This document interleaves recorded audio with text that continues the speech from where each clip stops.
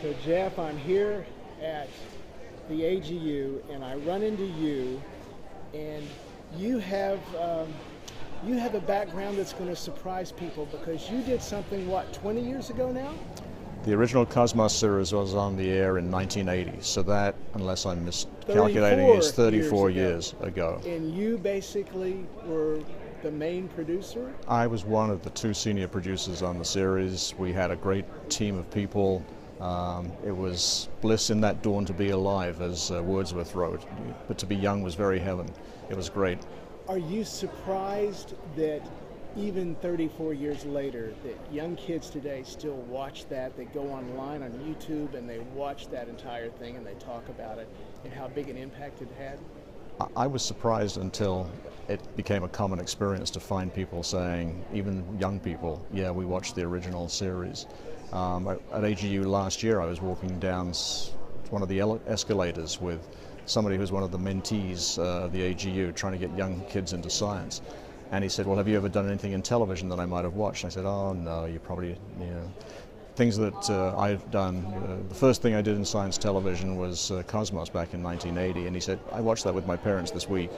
And so it was a really amazing experience. So one of the gratifying things about Cosmos 2.0 on Fox with Neil Tyson was seeing how many people still remembered the original series, not just people that watched it necessarily when it came out in 1980, but people that saw it on YouTube or got the DVDs or the cassettes and so forth. And it was just very, very inspiring to find that people that are paleobotanists as well as astronomers got inspired by Carl's unique approach, and it was unique. He was obviously a skilled astronomer. He did great research quality work right the way through the end of his life, which was all too short.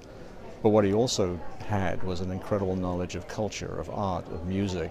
And so when he wrote about things, he had, a literary approach to things. And so his voice had a certain poetry to it, even when he was talking about nuclear fusion inside the sun. And he came up with these bumper stickers that I think are still great, like the star is a sun in close-up. The secret of evolution is time and death. We are star stuff is his most famous. And those little things still give me kind of a kick, shiver down the spine with we are star stuff, because we are star stuff. One of the great quotes from that I always remember is to make an apple pie, you first have to make a universe. That's another one of the lines that, Sagan had the ability to synthesize things, to bring it down to earth for people, and not lose the magic and the grandeur of the cosmos. And it was a great experience to work with him. I'm a historian by background. When I got hired for the job, I read The Cosmic Connection from front to back several times to make sure I knew how a black hole was made. And it was just a wonderful experience. And it's great to see so many people still remembering Carl and relishing Cosmos so many years after the series was on the air. It was a real honor to meet you.